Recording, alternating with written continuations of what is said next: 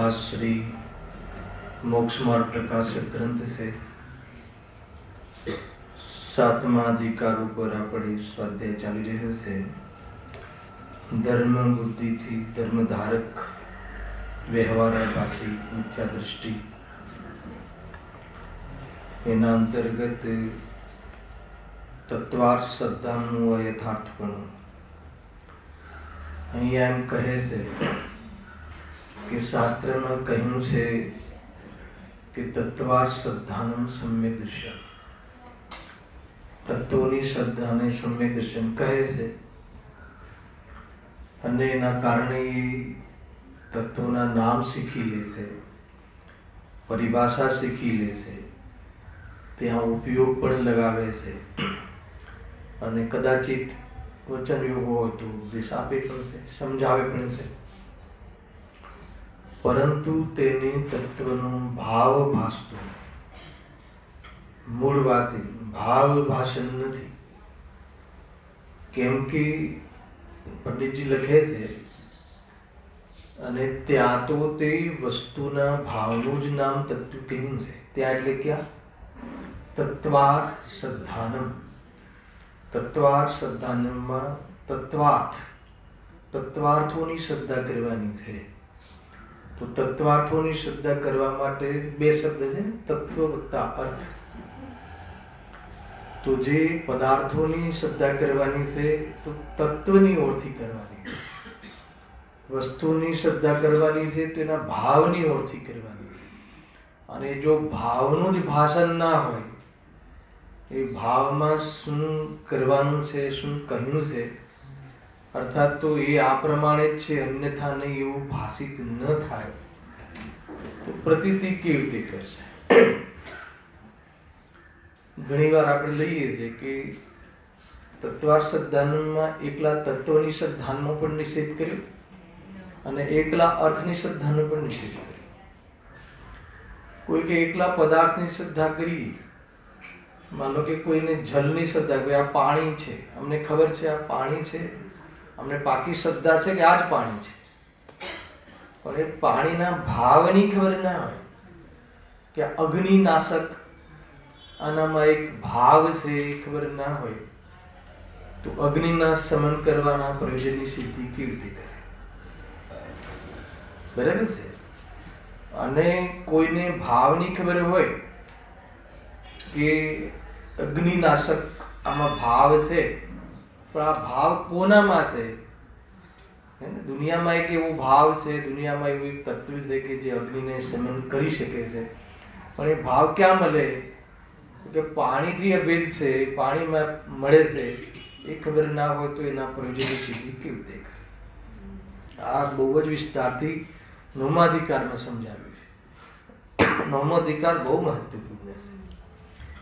તો અહીંયા પંડિતજી કહે છે કે તત્વાર્થ શ્રદ્ધાનમ સમ્યક દર્શનમાં જે તમે તત્વાર્થોની, પદાર્થોની, દ્રવ્યોની શ્રદ્ધા કરવાનું કહ્યું છે, તો શાસ્ત્રજીમાં કહ્યું છે, પણ એમાં કઈ ઓળથી કહ્યું છે કે એના સ્વરૂપની, એના ભાવની ઓળથી.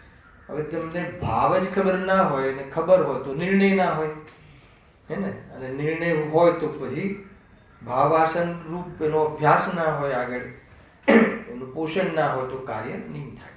એ વાત અહીંયા એમને કહેવું છે. મૂળ શાસ્ત્ર મૂળ વાત એમ કરી કે 7 તત્વના સિદ્ધાંતમાં 7 તત્વોનું ભાવ ભાષણ હોવું જોઈએ. 7 તત્વમાં જીવની વાત કરી છે, સ્વપરની વાત કરી છે. તો સ્વ અને પર શું છે એની ખબર હોવી જોઈએ, ઓળખાણ હોવી જોઈએ.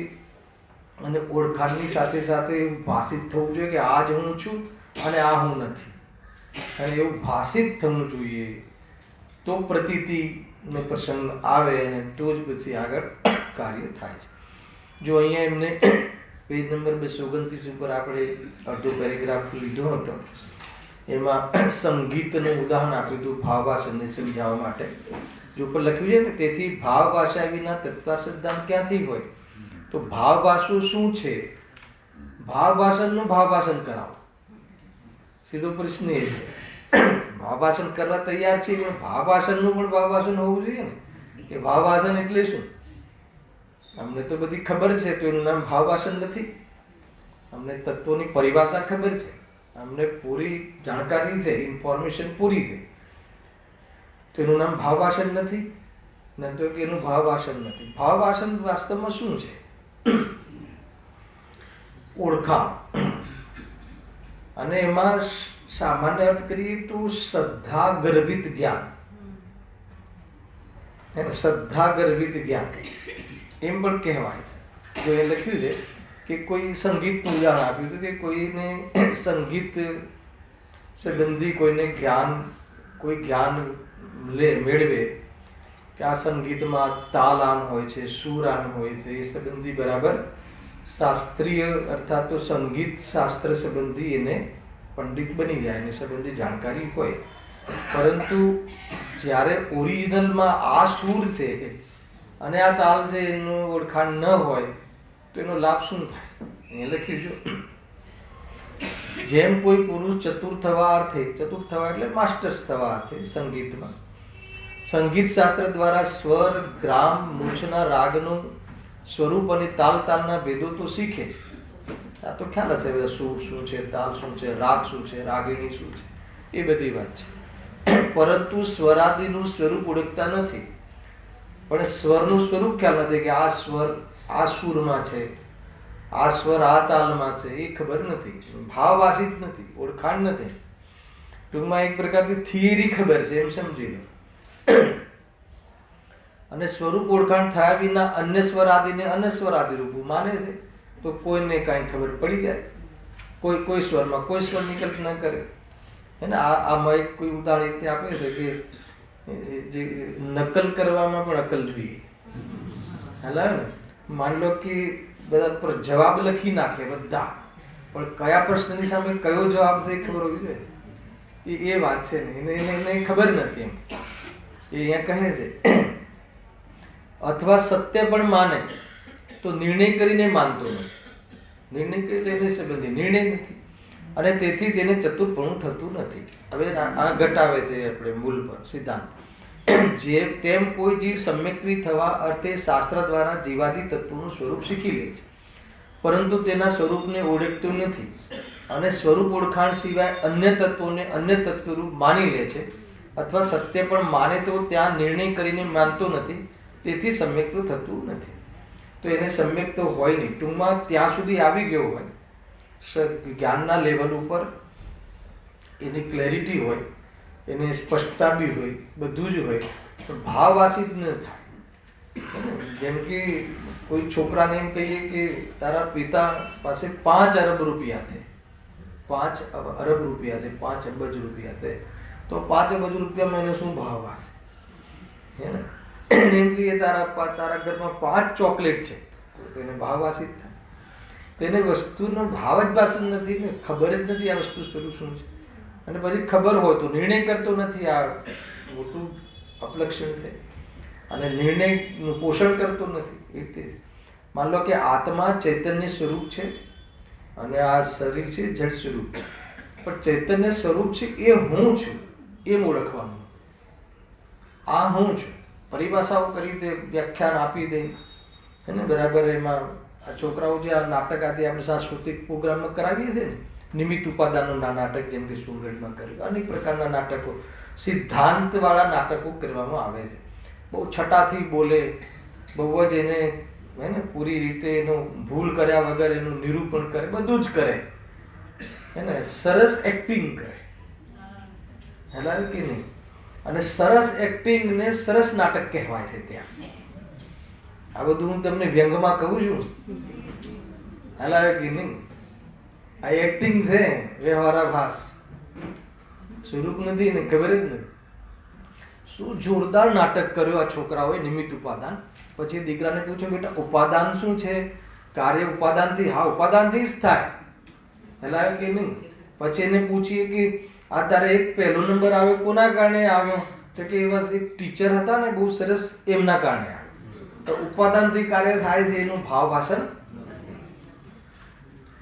ખ્યાલ આવે કે ભાવ ભાષણ અલગ ચીજ છે. બાકી ઉપાદાનની પરિભાષા, ઉપાદાન, અને એમ બી તમે પૂછો કાર્ય નિમિત્તથી થાય કે ઉપાદાનથી, તો ઉપાદાનથી થાય એમ બી કહે, હે ને? એ સાંસ્કૃતિક પ્રોગ્રામ વાળા બાળકોની વાત નથી, આપણી વાત છે.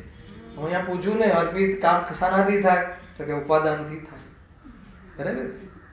પછી એમ પૂછું કે આ ઘર કોણ સંભાળે છે, આટલું સરસ મેન્ટેન કોણ રાખે છે? તો કે એ તો મારી દેખરેખમાં હું જ રાખું છું.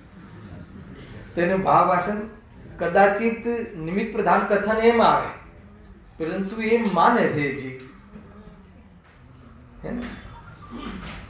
ક્રમબદ્ધ પર્યાય સંબંધી કોઈ વિવેચન કરે, ક્રમબદ્ધ પર્યાય સંબંધી કોઈ નિબંધ લખે અથવા વક્તવ્ય આપે, સરસ આપે કે દરેક પદાર્થની પર્યાયના સ્વકાલમાં ક્રમશઃ નિયમિત સ્વાધીન જેવી બધું જ વ્યવસ્થિત થાય છે.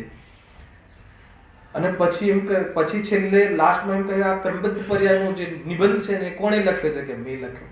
એનો અર્થ કે ભાવ ભાષણ નથી, કહે વ્યવહાર નહીંથી માને તો પણ વાંધો નથી, પણ એ પરમાર્થે માને. 10 જગ્યાએ કહે કે ભાઈ સરસ હતું ને જીતુભાઈ, આજનું સરસ લખ્યું હતું ને, સરસ કહ્યું હતું ને, એ શું કહેવા માંગે છે? એટલે એ બતાવું છું કે એ ભાવ ભાષણ નથી, ક્રમબદ્ધનું ભાવ ભાષણ નથી, ક્રમબદ્ધની ઓળખાણ નથી, ક્રમબદ્ધના સ્વરૂપનો પરિચય નથી. ક્રમબદ્ધના સ્વરૂપનો પરિચય હોય તો કદાચ કહેવાનો ભાવ બી આવી જાય, તો પણ આવો રાગ અને આવો ભાવ, એ દુષ્ટતા છે એમ અનુભવ કરે. ખ્યાલ આવે? તો એવું ભાષિત થવું કે એવું ભાષિત તો થતું જ નથી.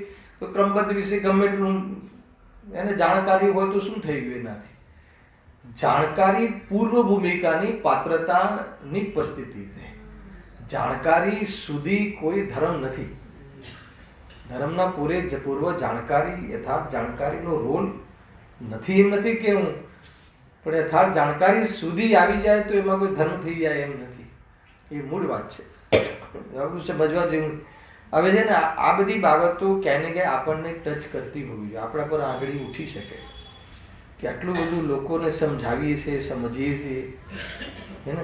પણ હું સમજાઈ શકું છું એ ભાવ પર આપણું ધ્યાન, એને એ દોષ છે એના પર ધ્યાન ન ગયું, અને ખરેખર એ પોતાનું એ ફિલ્ડમાં આવીને પણ મિથ્યાત્વનું પોષણ કર્યું.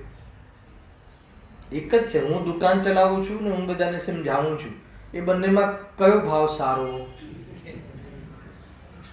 હું દુકાન ચલાવું છું, બરાબર છે ને, અને હું બધાને સમજાવું છું, એ બંનેમાં કયો ભાવ સારો? સારું તો અપેક્ષા લગાવો, અપેક્ષા. અચ્છા, હું એમ પૂછું એ બંનેમાં કયું મિથ્યાત્વ સારું? તું તરત મિથ્યાત્વનો અંશ પણ બોલો, હે ને? મિથ્યાત્વમાં વિષય કોઈ બી હોય એનાથી કોઈ સંબંધ નથી. એ માને છે શું? ખ્યાલ આવે? કાલિકભાઈ પૂછ્યું હતું ને પરિણામ ને અભિપ્રાય. અભિપ્રાય બી એક પરિણામ છે, એ તો શ્રદ્ધાજનિત પરિણામ છે, અને રાગ દ્વેષ પણ પરિણામ છે. અહીંયા શ્રદ્ધા અને જ્ઞાનની ઓર છે, બાકી નયોના પ્રકરણમાં અભિપ્રાયનો અર્થ અપેક્ષા પણ થતું હોય, એ અત્યારે હાલ વાત નથી. ખ્યાલ આવે? શું માનીએ છીએ આપણે? ભાઈ આવે છે કે નહીં, મેં કીધું હતું કે ભાઈ તમે જમો છો, જમવાની ક્રિયા થઈને જમવાનો ભાવ આવ્યો, જમવાની ઈચ્છા કરી જમવાનો ભાવ આવ્યો, અને તું એમાં પછી એમાં આપણે શું માનીએ છીએ?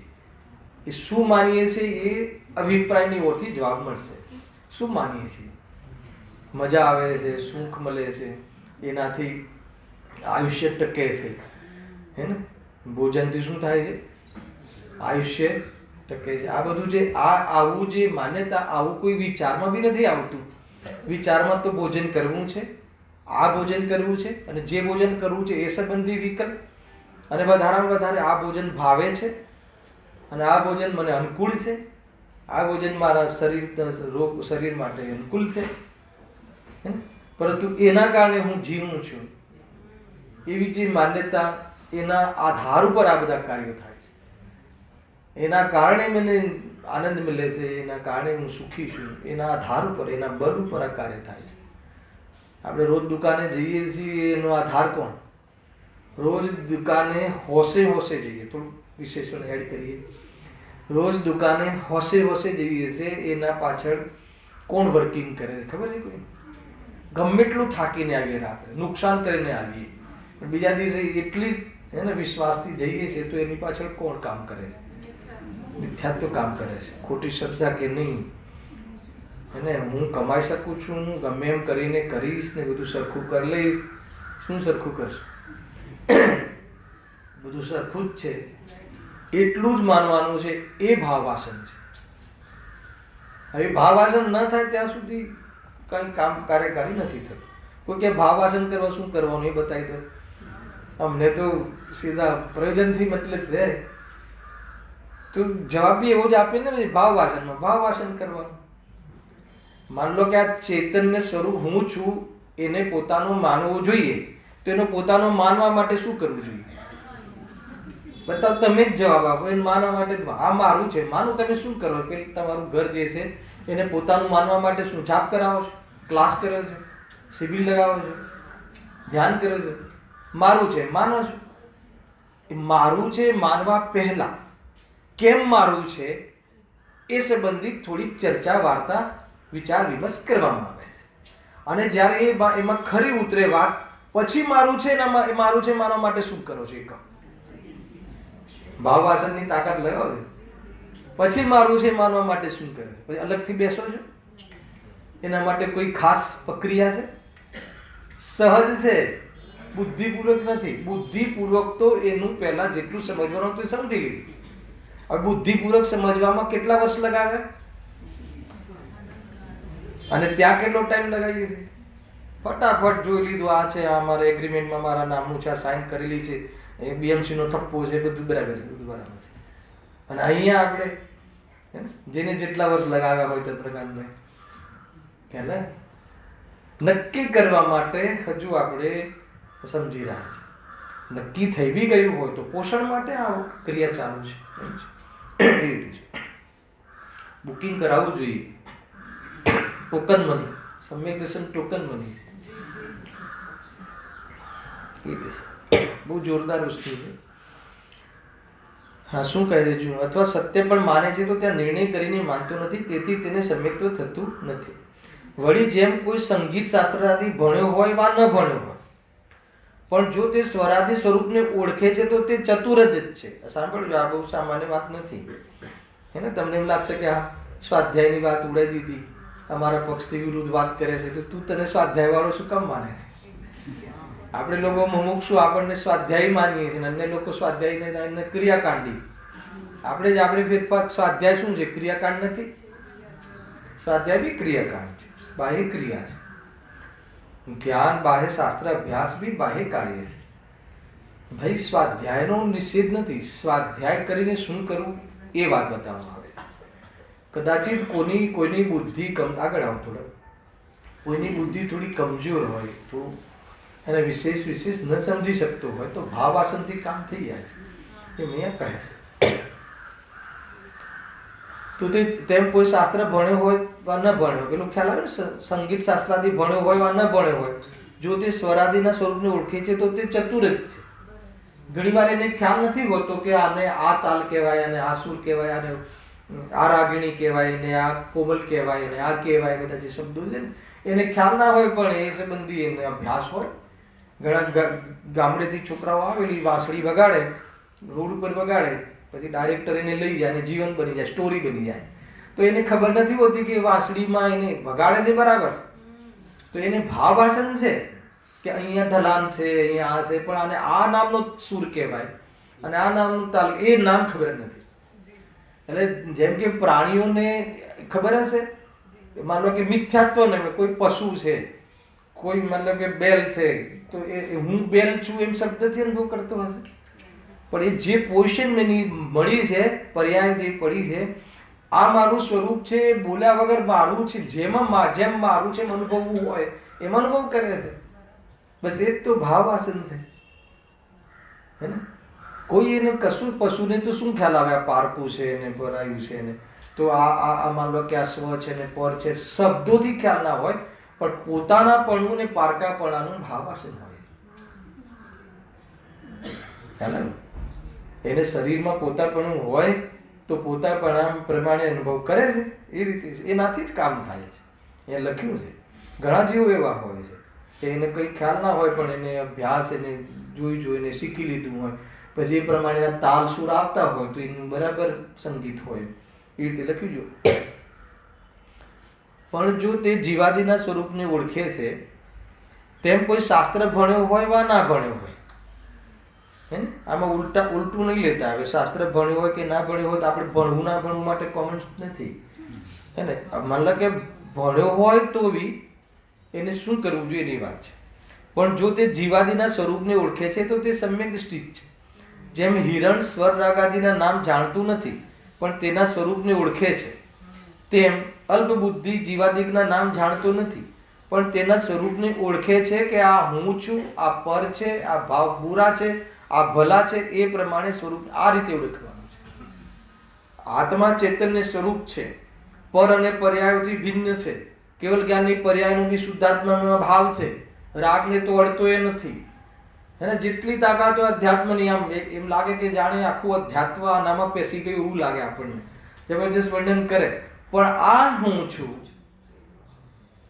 હેલો, આ હું છું એટલું ભાષિત થતું નથી, એવો પ્રેમ નથી, હે ને. એ અહીંયા કહે છે બધું જ જાણે એમ કે થર્ડ પર્સનની વાત કરતો હોય ને, કે ચૈતન્ય આમ છે, ચૈતન્ય આમ છે, ભગવાન આત્મા છે, ત્રિકાળી છે, ધ્રુવ છે, હે ને, સકલ નિરાવરણ છે, પ્રત્યક્ષ છે, પ્રતિભાસમય છે, પરંપરાનામિક ભાવ સ્વરૂપ છે, જેટલું હોય જેટલું બધું જ. પણ આવું કોણ છે? આવું હું છું, આ મારું સ્વરૂપ છે. એનો અર્થ કે આ અને ભાષણમાં હું છું એવું ભાષિત થવા પાછળ શું વર્કિંગ કરે છે? એનો અર્થ કે કોઈ વસ્તુ સંયોગમાંથી ખસે તો બી મારું કાંઈ જતું નથી એવી જાતિની ફિલિંગ્સ આવે, એવી જાતિની પ્રતીતિની અંદરમાં ભાવના પક્ષ બન્યા રાખે, તો એ ભાવાસન છે. જ્યારે આ તમારી ચીજ જ નથી, તો જ્યારે તમે ભણ્યા છો એ તમે બહુ ન્યાયથી યુક્તિથી બધી સિદ્ધિ કરી નાખી, નયોથી બી સિદ્ધિ કરી નાખી, અને તમારી કહેવામાં આવે છે તો કઈ અપેક્ષા કહેવામાં આવે છે એ બી નક્કી કરી દીધું. કહેવા ખાતર કહેવું એ ન વ્યવહાર નહીં. આ ચીજ શરીર આદિને આપણી કહેવી એ કહેવા ખાતર કહેવું એ ન વ્યવહાર નહીં. આ જે પરિભાષાઓ મૌલિક કહું છું તમને, કહેવા ખાતર કહેવાનું એટલે ખરેખર તમારું નથી. કેમ તમારું નથી? તમારું હોય તો તમારા અંશ હોવા જોઈએ, તમારું હોય તો તમારી સાથે રહેવું જોઈએ, તણે કાળે રહેવું જોઈએ. એનો અર્થ એ થઈ ગયો કે તમારું નથી. આ શું કર્યું? સિદ્ધિ કરી, યુક્તિથી સિદ્ધિ કરી. પણ હવે તો નિજરા થાય કે ના થાય? નિજરા એટલે આનંદ મળે કે ના મળે? તો એવું ભાસવું જોઈએ ને, ભાષિત થવું જોઈએ ને. ભાષિત થવું જોઈએ એટલે જ્યારે એ ખરેખર એના જવાથી મારું કાંઈ જતું નથી. અને જતું નથી કેમ નથી જતું? કેમ કે મારું છે હંમેશા છે એ તરફ લક્ષ હોવું જોઈએ. મારું શું છે? ચૈતન્ય સ્વરૂપ, જાણવા રૂપે તો હું રહું જ છું. તો એવું જ્યારે એને ઓળખાણ થાય, સ્વરૂપનો ખ્યાલ આવે, ભાષિત થાય, તો એને દ્રષ્ટિગત શાંતિ તો તાત્કાલિક થાય. દ્રષ્ટિગત, પરિણામગત જ્યારે થયું ત્યારે થશે.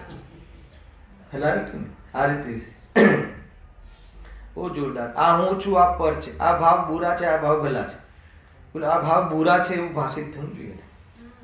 હું તમને આનું પેટ ખોલું ને તો તમને એમ લાગે કે અત્યારે તો એમ કહો કે હા અમને ખબર છે કયા ભાવ બુરા છે, બતાવો જરા.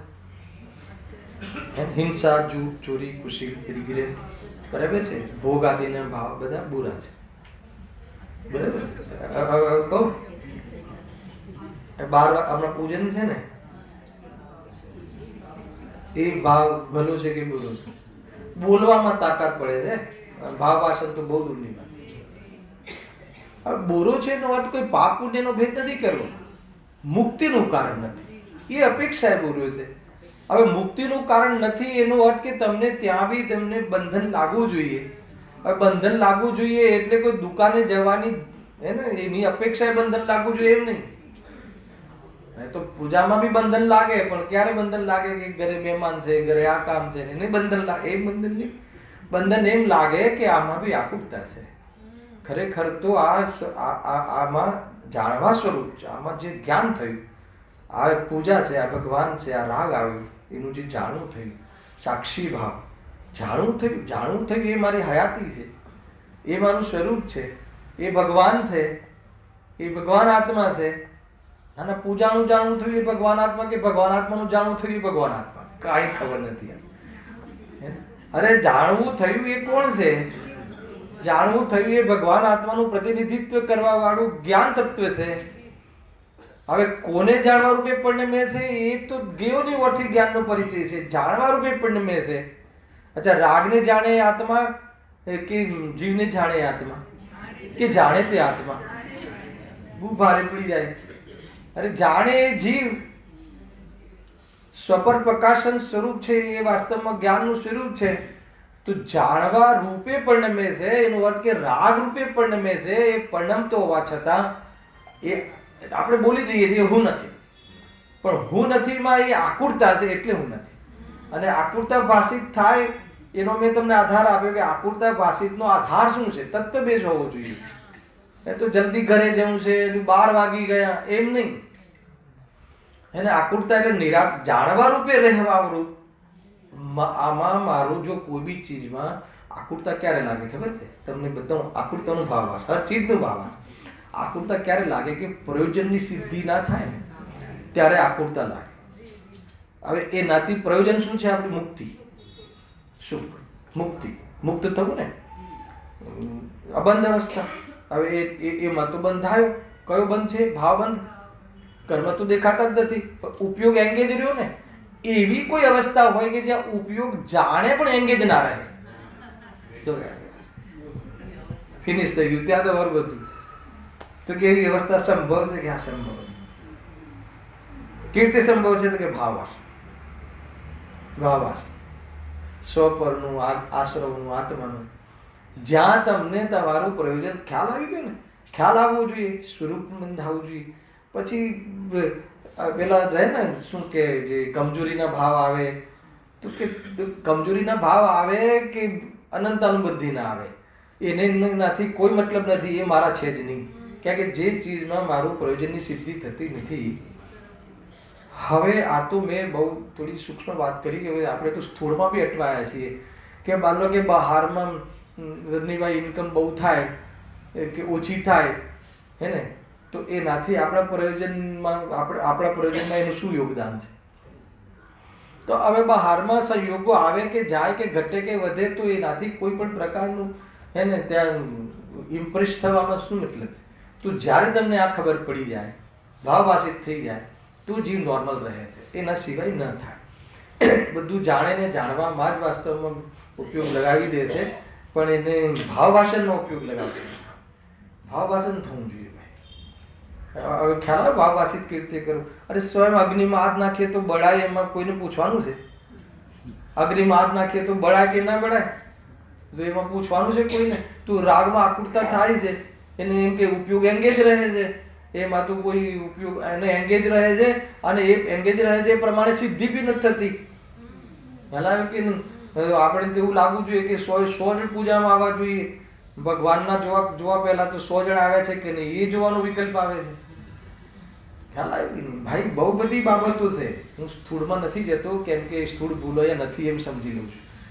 પણ બાકી સાહેબ તમને મંદિરનું એક વખત પેલું લીધું હોય ને શૂટિંગ, કોઈને ખ્યાલ ના હોવો જોઈએ કે શૂટિંગ ચાલે છે, તો ખ્યાલ આવે કે કેવી દશા છે જીવની ભગવાનની સામે. 3 લોકના નાથ બેઠા છે, એની સામે પણ ડિસિપ્લિન બી નથી હોતી. આ તો એકદમ ઉતરીને વાત આવી. ખ્યાલ આવે કે નહીં? પણ બધી બાબતો સમજવી ઉચિત છે. કેમ છો ને શું છો ને કેમ છો ને શું નહીં ને શું ગાઈએ ને શું નહીં. બહુ જ આ ભગવાનની સામે થવાવાળી જે ક્રિયા છે ભગવાન આત્મા માટે એટલી બધી પવિત્ર હોવી જોઈએ.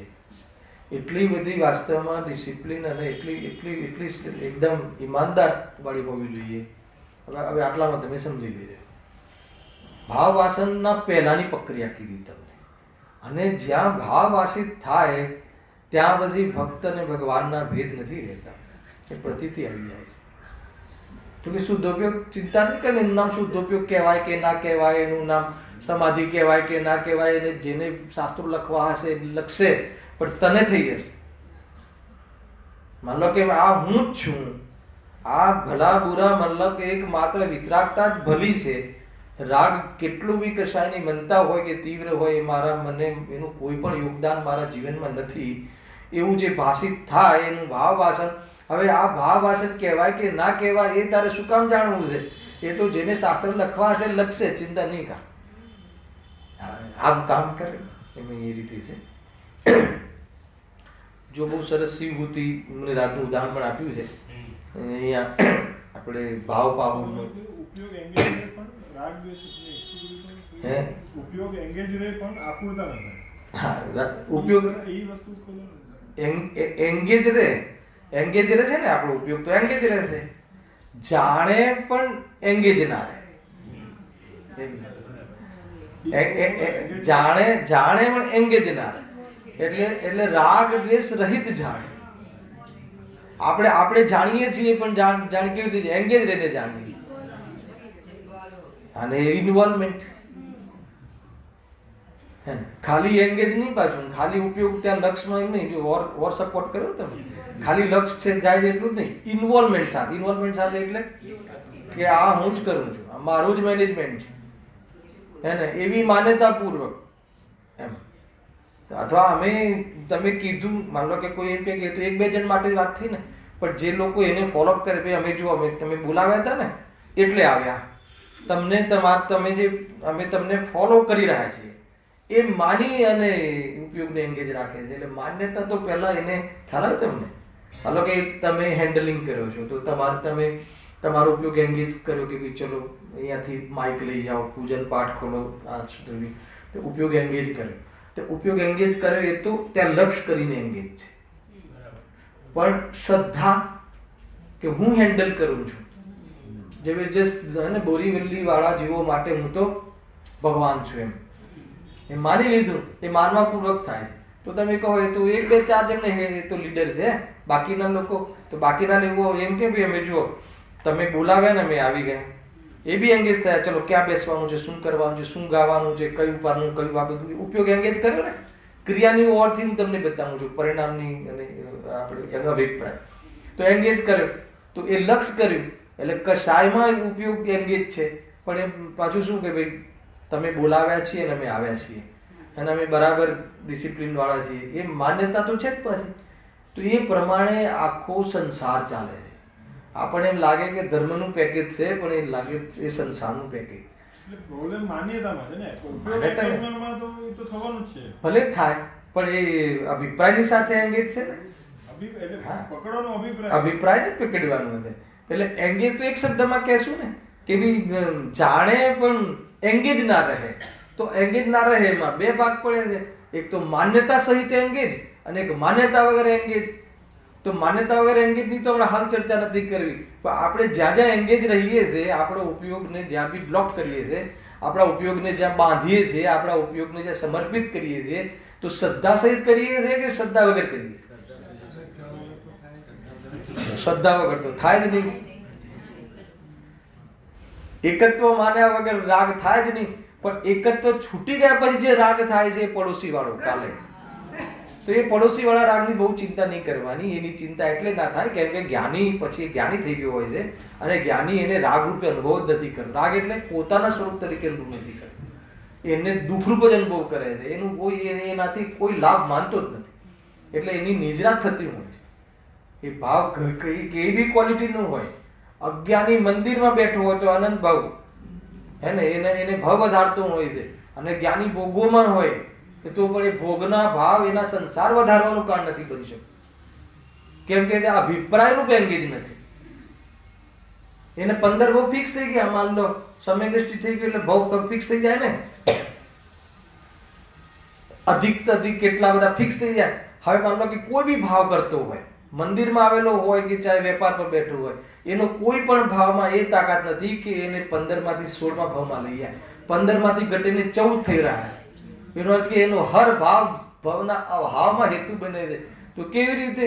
તો કે ભાવ કોઈ પાપ પુણ્ય ભાવ થોડી ભાવની વાત કરે છે, કેમ કે એના અંદરમાં અભિપ્રાય વગરનું એંગેજમેન્ટ છે. અને એ જે એંગેજ છે એમાં પણ એને સ્વામિત્વ બુદ્ધિ ન હોવાથી એ વાસ્તવમાં એ ચાહતો જ નથી. એટલા માટે એને પરિગ્રહ નથી, એટલા માટે એને નિજરા છે. એ રીતે એક બીજો પોર્શન છે. અત્યારે આપણે પહેલો પડાવ પહેલા આપણે પાર કરીએ, પછી બીજા પડાવમાં તો શીખવાની જરૂર નથી. મૂળ તો હા ભૂલ છે.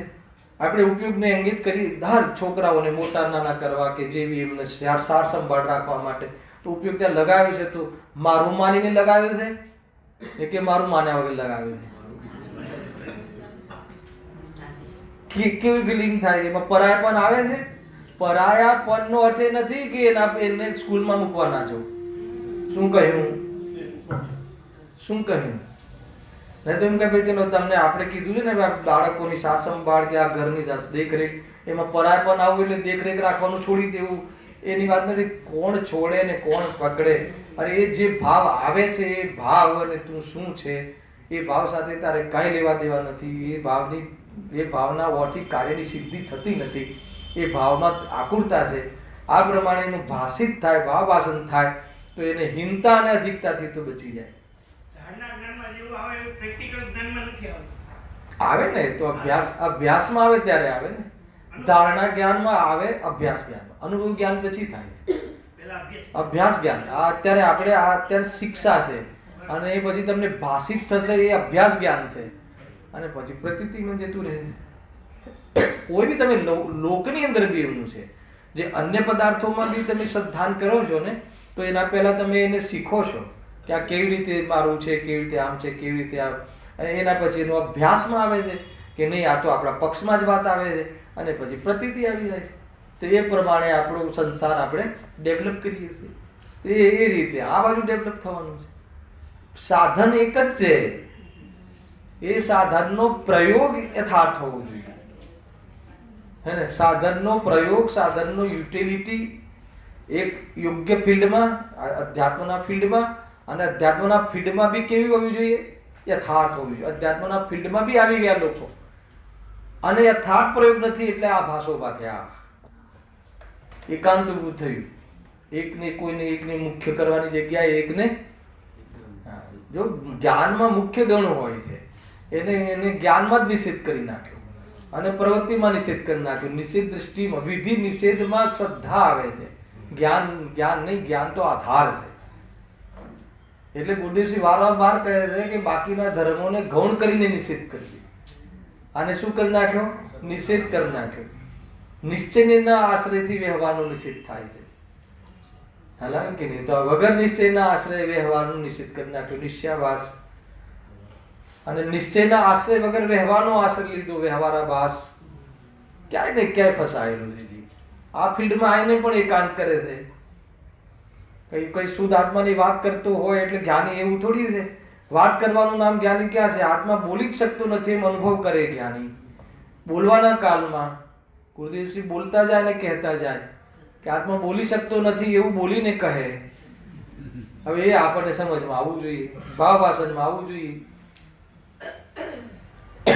ઘણી બધી બાબતો અવક્તવ્ય છે ને, આત્મા કહી શકાય નહીં એ રીતે છે. જો એક શિવભૂતિ મુનિરાજનું ઉદાહરણ આપ્યું છે, બહુ જબરજસ્ત છે. ભાવ ભાષણને સમજાવવા માટે શિવભૂતિ મુનિરાજનું ઉદાહરણ ભાવ પાહુર ગાથા નંબર 53 છે. શિવભૂતિ મુનિ જીવાદિકના નામ જાણતા નહોતા. તુષ માસ ભિન્ન એમ રટવા લાગ્યા. આ શું? તુષ માસ ભિન્ન સૈદ્ધાંતિક કથન નથી. જ્યારે ગુરુ પાસે ગયા તો ગુરુએ ઉપદેશ આપ્યો કે માતુસ મારુસ. માતુસ મારુસ એનો અર્થ શું થાય? રાગ નહીં કરો, દ્વેષ નહીં કરો. મા એટલે નહીં, રાગ નહીં કરો, દ્વેષ નહીં કરો. હવે એમને શું થઈ ગયું? જે રુકાર હતું ને એ ડિલીટ થઈ ગયું. માતુસ, મા આગળનો નીકળી ગયો. માતુસ તુસમાસ, હે ને, મારુસમાં રૂસ નીકળી ગયું એટલે તુસમાસ, તુસમાસ એવા શબ્દો યાદ રહ્યા. એમને યાદ જ નતું રહેતું, સ્મરણ શક્તિ નથી. વેદજ્ઞાની હતા, એમ નહીં કે કોઈ એમને પછી વેદજ્ઞાન થયું, આત્મજ્ઞાની હતા. હા, મુનિરાજ દ્રવ્યલિંગી સંત, ત્રણ ચોકડી કસાયના ભાવપૂર્વકની વિતરાગતા, પરંતુ એમને બી શિક્ષા તો ચાલુ જ હોય ને સંઘોમાં. તો કહ્યું કે ભાઈ સંપૂર્ણ કસાયના અભાવનું નામ મુનિપણું છે, અને સંપૂર્ણ કસાયનો અભાવમાં પુરુષાર્થ કરે મુનિ જીવન છે. બરાબર છે. હવે એ સંસ્કૃત ચાલતું એ વખતે લોકમાં બી, ગામમાં બી સંસ્કૃત ભાષા બોલાતી હતી. પહેલા સંસ્કૃત જ ભાષા ચાલતી હતી. બરાબર. તો એમ ગુરુએ કહ્યું કે માતુસ મારુસ. હવે એ તો સાંભળીને નીકળી ગયા, પછી વિચાર કરે શું કહ્યું. તો તુસમાસ ભિન્ન, તુસમાસ ભિન્ન નો પણ અર્થ ખબર ના પડે. તો એટલામાં કોઈ બાયો ત્યાં, હે ને, અડદની દાળ કંઈક એના છિલકા અલગ કરતી હતી, અને એ બાયો પણ ત્યાં એ હતું સ્વરૂપ જ છે, સંસ્કૃત જ ભાષા ચાલતી હતી.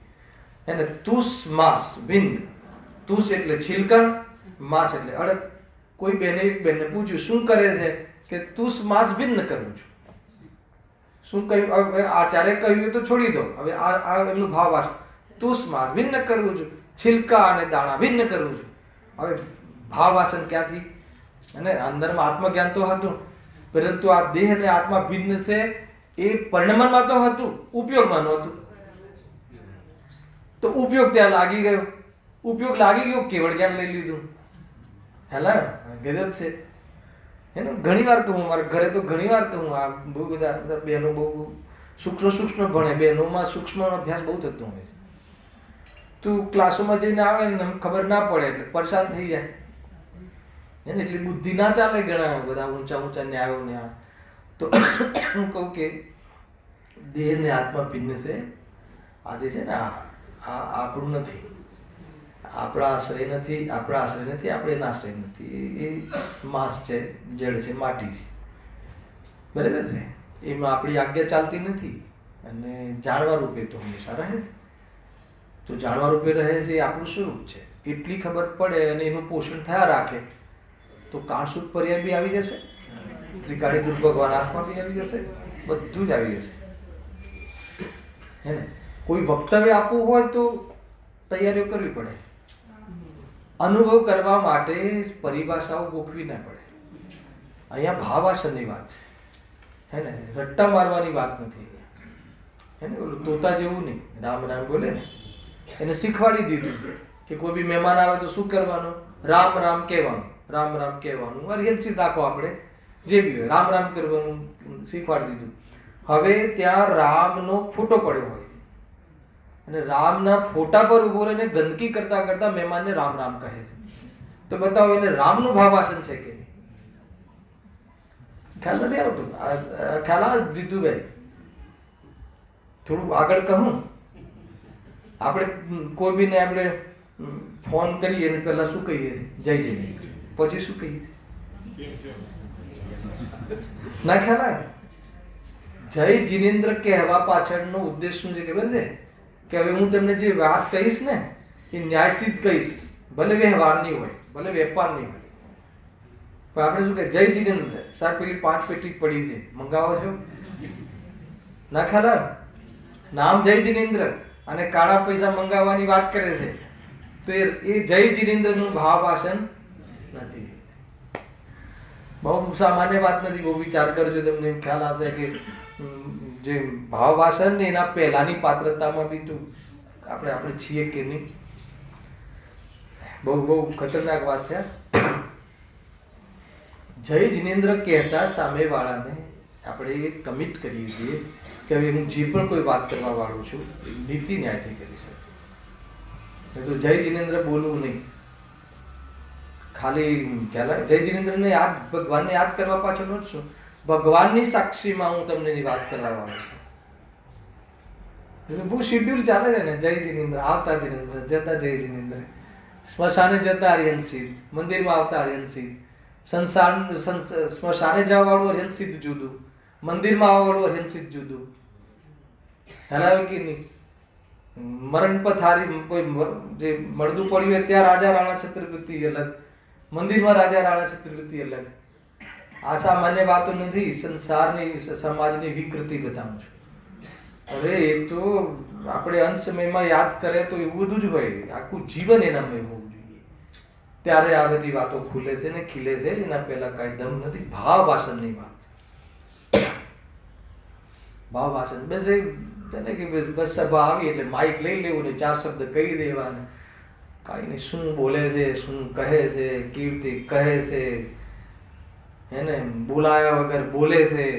જીનવાણી આમંત્રણ વગર ક્યારે બી ન બોલવું. બોજો લાગે ને તો જીનવાણીનો અભિનય થાય. અને આપણે શોકસભામાં જઈએ ને, એકવાર ભાઈ કહે કે ભાઈ બસ પંડિત એટલે બોલવાનું એને એમ છે. એમ નહીં, એ લોકોની વ્યવસ્થા, એ લોકોનો સમય કમિટમેન્ટ, એના આધાર પર અને એનો ભાવ, એની અંદરનો ભાવના એમ થઈને આમંત્રિત કરે તો જીનવાણીના શબ્દો કહેવા. નહીં તો એ જેના મરણ થયું હોય એને આકરા લાગે અને બીજાને બી એને આકરા લાગે તો એ અવિનય થાય. એટલે હું ક્યારે બી કોઈ સામેથી નહીં કોઈ આમંત્રણ આપે કે ભાઈ તમે સંબોધન કરો 2 શબ્દ અને રુચિ હોય આપણને ખ્યાલ આવે, અને જેવી સામેવાળાની રુચિ હોય એટલો સમય લેવો. બહુ બધી વાતો આવે છે ભાઈ, આ તો બસ ગમે તે બસ આપણે બોલવાનું, માઇક લઈને ખેંચી લેવાનું ને બોલવાનું ને 2 ભક્તિ બોલ દેવા, ઠીક નથી. આ બહુ સમાજની વિકૃતિ. આ ભાવવાસનની વાત કરાવો. ભાવવાસન ના હોય ને ત્યાં આવી બધી પ્રકારની પ્રવૃત્તિઓ થતી હોય છે. અરે શાંતિથી જે થયું છે એ ઘટના તમે બેસીને ભાવવાસન ના કરી શકો કે એક જીવ, આ જીવની આ જેના ઘરે થયું હોય ભલે એના ઘરે થયું પણ આ એની સાથે હતો તો ક્યાં રહ્યો, એનો અર્થ કે કોઈનું થતું નથી એવું ભાવવાસન ત્યાં ન કરી શકાય. અને શરીર અહીંયા રહી ગયું ને ચેતન જતું રહ્યું અને શરીર માટી છે એ તો હવે તો પ્રત્યક્ષમાં ખ્યાલ આવે કે માટીને માટીમાં મેળવવા જઈ રહ્યા છે, તો એવું ભાવવાસન ના થઈ શકે. અને એવું ભાવવાસન થાય એનાથી સમ્યક થાય છે કે બોલવાથી થાય? હલાવ કે નહીં ભાઈ? બહુ બધી બાબતો છે. તમને એવું લાગશે કે કેમ આટલી સ્થૂલ વાત નહીં. ભાવવાસન હોય એ તો ભાવવાસન હોય એ વખતે આનંદ કરે કે આગ્રહ કરે. ગજબ છે લોકોને કે આ ભાઈ શું કહે છે, એક બાજુ ભળદું પડ્યું છે ને કે આનંદ કરે. હે આનંદ કરે નો શોક સભા શું છે? વૈરાગ્ય સભા નામ આપો છો ને બીજું ના, તો વૈરાગ્ય શું છે? અને છઠ્ઠામાં જ બોલવાનું વૈરાગ્ય આનંદની જનની છે. વૈરાગ્ય ભાવનાની એક ઢાળ છે ને. હા તો એમાં પહેલું લખ્યું કે વૈરાગ્ય ભાવના એ આનંદની જનની છે. તો પછી વૈરાગ્યમાં આનંદ આવવો જોઈએ.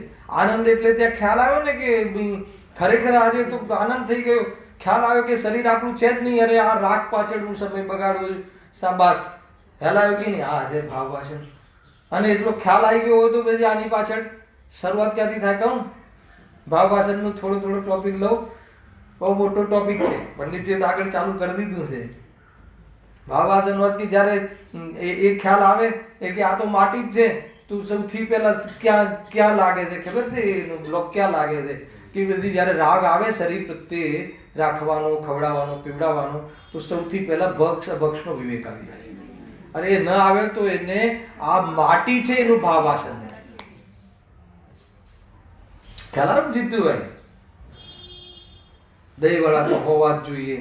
છોકરો માનતો નથી, હે ને? ના માને તો નહીં જવાનું લગ્નમાં. છે તાકાત કે ભાઈ જ્યાં એવા પ્રકારની જે શરીર આજે શરીરના તરફના લક્ષ્યમાં કોઈ જીવના 10 પ્રાણોની હત્યા થતી હોય અને એ પ્રમાણે અમે એવી પ્રવૃત્તિ નથી કરતા, ભલે પોતાના ઘરનું લગ્ન હોય તો. મેં એવા લોકો જોયા છે કે તારે આ રીતે કરવું હોય તો હું મારી ત્યાં હાજરી નહીં રહે. પોતાના દીકરાના લગ્નમાં કહેવા વાળા લોકો છે. ના પણ શું કરે? વેવાય ના માને તો ન માને. એવા વેવાય નહીં કરવાના જે ના માને. તો કે ભાવવાસન કહું, ભાવવાસન ખ્યાલ આવે તમને? કેવી રીતે પોસિબલ છે? જ્યારે તમે સ્મશાનમાં તમે નક્કી કર્યું, નિર્ણય કર્યો કે આ તો માટી છે, દેખાય છે પ્રત્યક્ષ, સાવ્યવહારિક પ્રત્યક્ષ, આંખોથી દેખાય છે કે આ માટી છે, રાખ થઈ રહી છે સામે, તો આ બી રાખ છે ને અત્યારે. તો ભાઈ આ રાખ માટે મારે એ કેટલું સમર્પણ આપવું જોઈએ અથવા કેવો વિવેક હોવો જોઈએ. અગર એ મારા જીવનમાં ન આવે તો એ મેં ત્યાં યાદ કર્યું અને મેં 4 વાક્યો કહ્યા તો એ કહ્યા કે ભાવવાસન થયું, નક્કી કરી લેવાનું. ભાવવાસન થયું હોય તો બદલાય કે ના બદલાય જીવન? તો જીવન બદલાવાનું નામ ભાવવાસન છે. વેદ વિજ્ઞાનનું પોષણ ને વિતરાગતાનો પ્રેમ એનું નામ ભાવવાસન છે. તો ભાવવાસનનું નામ આ છે. ભાવવાસનને સમજવું હોય તો આ રીતે બહુ ડેવલપ થાય એવો વિષય છે આ. આગળ લખ્યું છે ભાવવાસન. હું આજે બોલું છું ને એમ નથી બોલતો, સમજી લો ગાદીથી જે પણ વાત થઈ છે શાસ્ત્રમાં છે નક્કી. આગળ લખેલું છે વિતરાગતા અને આગળ જ છે અધ્યાત્મના શાસ્ત્રોમાં વેદ વિજ્ઞાનના કારણભૂત વા વિતરાગ થવાને કારણભૂત જેવું નિરૂપણ કર્યું છે તેવું જાણતો નથી. એનો અર્થ કેવું ભાવવાસન નથી. જ્ઞાનનો સદભાવ તો છે પણ ભાવવાસનનો અભાવ છે. એનું નામ 7મો અધિકાર. ચોથા અધિકાર વાળો અલગ મિથ્યા દૃષ્ટિ અલગ, એટલે એ તો અનાદિનો છે પણ આ તો જાણે છે અને મિથ્યા દૃષ્ટિ રહે છે. તો એને દંડ વધારે કે પેલાને દંડ વધારે? ખ્યાલ આવે? આવા પ્રશ્નો બી આવતા. અજાણતામાં અમે કાંદા બટાટા ખાધા, એનો દોષ લાગશે કે નહીં લાગે, કે ઓછો લાગશે? તારે શું માનવું? અરે રાગનો દોષ છે, ખાવા પીવાનો દોષ નથી. જેટલી ગ્રંથતા હશે એટલો દોષ લાગ્યો હશે. અને તે ખાતા પહેલા તને જાણવાનો વિવેક નથી આવ્યો એનો દોષ તો લાગવાનો જ છે. હું ખાઈ શકું છું એનો દોષ તો આજે લાગે છે. તારે કયો દોષ? તારે તો પાપથી બચવું છે, તારે મિથ્યાત્વથી નથી બચવું, તારે પુણ્ય જોઈએ. એને આજે પણ 7 તત્વનું ભાવવાસન નથી. એક છોકરો નડી ગયેલો બરાબર યાત્રામાં, પાપ લાગે કે ના લાગે અમને તો ખબર જ નથી. ખ્યાલ આવે? આપણે ખબર જ નથી કે આ બટાકામાં જીવ છે, અમને કોઈ કીધું જ નતું. તો દુનિયાની ફરજ છે કે નહીં અમને ખબર પાડવી? અરે કે તારે ભોજન કરતા પહેલા તું ભણવા જાય છે તો તું નક્કી કરે છે ને કે કઈ કોલેજ સારી કઈ કોલેજ નહીં. તો ત્યાં તો એટલી બધી બુદ્ધિ લગાવે છે અને અહીંયા તું ચલાવી લે છે. તો કે તને તત્વોનું કે તને જૈન શાસ્ત્રનું જૈન ધર્મનું ભાવવાસન નથી.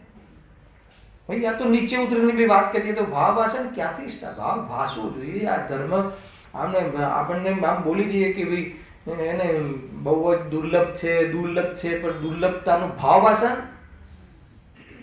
અને છઠ્ઠાણામાં લખ્યું ને બધું અહીંયાથી આ દુર્લભ છે, એકેન્દ્રથી બેન્દ્ર દુર્લભ છે, પછી સંગીત પંચેન્દ્ર દુર્લભ છે, પછી એનાથી દુર્લભ હે ને જૈન કુળ દુર્લભ છે, એનાથી જૈન ધર્મ, એનાથી ગુરુદેવસિંહ મળવા દુર્લભ છે.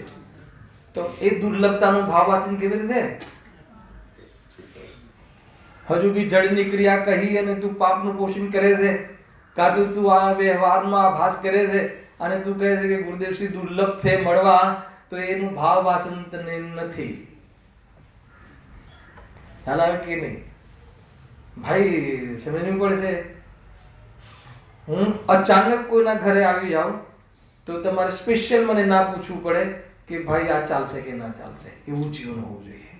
કેમ કે આપણે ત્યાં અતિથિનો વ્યવહાર છે. મુનિરાજને અતિથિ કહેવાય છે. આપણે ત્યાં મહેમાન છે. મુખ્ય મહેમાન કોણ? મુનિરાજ. અને મુનિરાજ અતિથિ છે. અતિથિ એટલે ખ્યાલ છે ને? તિથિ કહ્યા વગર, ફોન કર્યા વગર આવે. અને ફોન કર્યા વગર આવે અને એ વખતે પછી મારે તો આ નથી ને મારે તો તે નથી ને, એટલે મુનિરાજ પાછા જાય, એને લઈને પાછા જાય. ના ખ્યાલ આવે? ધર્મનું કલ્પવૃક્ષ આપણા આંગણેથી પાછું જાય અને તું કહે કે સદાચાર તો જડની ક્રિયા છે, કે તને ભાવવાસન નથી. ભાવવાસન નથી. ભાઈ ચેતનની ક્રિયા તું કરતો હોય, ચેતનની ક્રિયાનો તને ભાવવાસન નથી. ભાઈ બહુ બધી બાબતો છે હે ને. આ તમને એવું લાગે બદલાવવું પડશે. આપણને તો એવું જ હતું કે ખાધા રાખો, પીધા રાખો અને આત્માની વાત કર્યા રાખો. તો કે એમ નહીં ચાલે. એ તો કઠોર છે આજનું. જીવને એવું લાગે કે તમે શાંતિથી જે 7 તત્વ અને ભગવાન આત્માની વાત, ભાઈ ભગવાન આત્મા જે ભગવાન આત્માની જે વાત કરી રહ્યા હતા એનું જીવન એને એમનું ખાલી એક જ સાઈડ પકડવાની કે બધા ધર્મો અંગીકાર કરવાના? એમ થાય ભાઈ. દરેક વસ્તુ એ પ્રમાણે ભાવ વાસનનો અર્થ શું છે? આપણને જ્યારે ખ્યાલ આવે કે કસાય દુઃખરૂપ છે, ખ્યાલ આવે એટલે કે જ્યારે કસાયથી તમને દુઃખ લાગે છે તો પછી કોઈની કસાય ભડકે એવું જીવન કેવી રીતે હોય? ના ખ્યાલ આવે?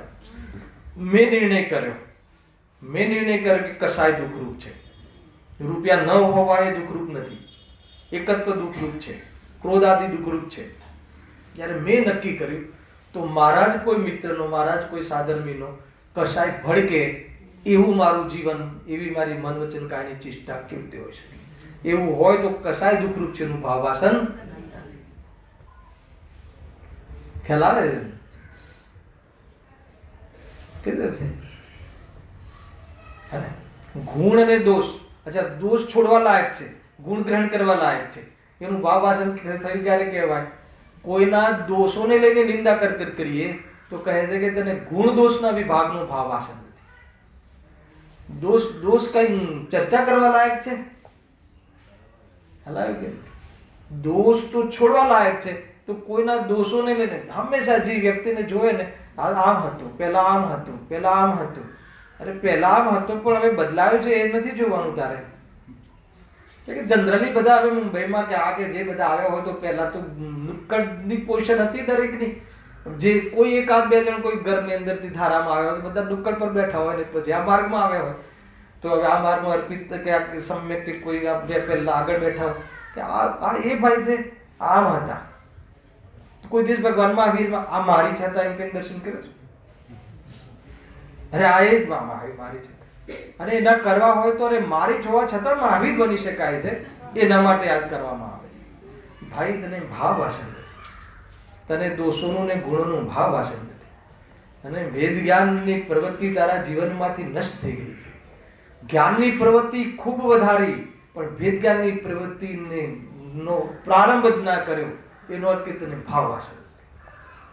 ખ્યાલ આવે છે કે નહીં? બહુ જબરજસ્ત વાતો છે આ બધી. સમ્યક સમજમાં આવે છે? જ્ઞાન તો બહુ વધાર્યું, ન ખાવાના ઠેકાણા, ન પીવાના ઠેકાણા, ન બોલવાના ઠેકાણા, ન આશ્રયના ઠેકાણા, ન કાંઈ નહીં. તો કહે છે કે તને કોઈ ભાવ વાસન નથી. કશાય વર્ધક પ્રવૃત્તિઓમાં ઉત્સાહ જોવા મળે અને કહે કે એમાં પણ જ્ઞાનીને શું થાય છે?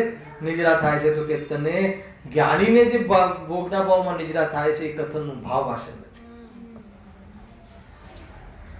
ગુરુદેવસિંહ કીધો ભાવ વાસન કરાવે ને, જ્ઞાનીને શુભભાવમાં આવે એવી ટાટાની ભઠ્ઠી લાગે છે તો ભોગોના ભાવમાં આવું કેવું લાગતું હશે? પુણ્ય ભાવ તો ઝેર છે અને પાપ હલાહલ ઝેર છે. આવો અર્થ કરતા હતા ગુરુદેવશ્રી. એવું ભાષિત થવું જોઈએ. હલાહલ ઝેર છે એટલે આત્મની શાંતિ ખોવાવાળા ભાવ છે, એવું ભાષિત થયું. ક્યારે કહેવાય? કે એનો કોઈ બી રીતે પક્ષ ના હોય, ન પોષણ હોય ન પક્ષ હોય, તો સમજી લે કે તને ભાવ વાસન છે. બરાબર છે જીતુભાઈ? વિચાર કરજો થોડોક. તો આ તો કોઈને એવું લાગે કે એકલેથી ચાલુ કરવું પડશે તો શું પ્રોબ્લેમ છે? ચાલુ જ ના કર્યું હોય ને તો એકલેથી જ હોય ને. હલાવે કે નહીં? યાર એમ લાગે કે આપણે ક્યાંય પહોંચી ગયા છીએ અને પાછું એકલેથી ચાલુ કરવું. અરે ક્યાંય નથી પહોંચ્યો, તેથી શું વાળું પકડ લાગશે ગુરુદેવ? તેથી શું? એમ કે 5-6 કલાકનો અભ્યાસ કરે તો સંસ્કાર પડે. પછી કોઈ મહારાજ એવું છે ને કે ગુરુદેવશ્રી મેં તમારી આજ્ઞા માની, હું 5-6 કલાક અભ્યાસ કરું છું, તરત કે તેથી શું? કે ફરી ગયા તમે. તો કે તને અભ્યાસ કરવાનું નતું કીધું, તને વ્યવહાર કરતા ખબર ના પડી. એના દ્વારા વેદ જ્ઞાનના પોષણ કરવાની વાત હતી. અહીંયા તો કે વેદ જ્ઞાન કર્યું તેથી શું? આત્મા હોય ને વેદ જ્ઞાન કરે નવાય શું? અરે તું નોર્મલ રહે ને, તને કાંઈ કર્યું એનો જ તને રસ છે. તને તું જ્ઞાતા દ્રષ્ટાપણાનો રસ જ નથી. સમજમાં આવે છે કે નહીં? જેટલી ખુલે એટલી આ કસીને વાત આવે એવી છે. શાંતિથી વિચાર કરજો. હવે એના પછી અહીંયા આપણે પૂરું કર્યું કે નહીં? તુષ્માસ ભિન્ન વાંચી લઈએ. શિવ ભૂતિ મુનિ જીવાદિકના નામ જાણતા નહોતા અને તુષ્માસ ભિન્ન એમ રટવા લાગ્યા. હવે સિદ્ધાંતને શબ્દ ન હોતો પરંતુ શું કહે છે? સિદ્ધાંતનો શબ્દ નહોતો. હા, એ સિદ્ધાંતનો શબ્દ નહોતો. આ સિદ્ધાંત શબ્દ નહોતો, સામાન્ય કથન હતું. પરંતુ સ્વપનના ભાવરૂપ ધ્યાન કર્યું, ભાવ વાસન થયું, તેથી તેઓ કેવળ જ્ઞાની થયા. મેં પહેલા સમજાય તો દીધું બરાબર. અને 11 અંગ જો લઈ આવે, 11 અંગનો પાઠી જીવાદી તત્વના વિશેષ ભેદોને જાણે છે પરંતુ ભાવ ભાસતો નથી, તેથી મિથ્યા દૃષ્ટિ જ રહે છે. 11 અંગના જ્ઞાનનો નિષેધ નથી, સ્વાધ્યાયનો નિષેધ નથી, ભાવ ભાષણની પ્રેરણા છે. જો તમને આમાં સ્વાધ્યાયનો નિષેધ લાગે તો આ કથનનો ભાવ ભાષણ તમને નથી હલાવ્યો કે નહીં. સ્વાધ્યાયના માધ્યમથી વાસ્તવમાં વેદ જ્ઞાનનું પોષણ થવું જોઈએ, માન કસાયનું નહીં, એમ અહીંયા કહેવું છે. એ પ્રમાણે હવે તેને તત્વશ્રદ્ધા કેવા પ્રકારનું હોય છે, કોને વ્યવહારાભાસી મિથ્યા દૃષ્ટિને, એની ચર્ચા હવે નેક્સ્ટ શનિ રવિ પ્રારંભ કરીશું.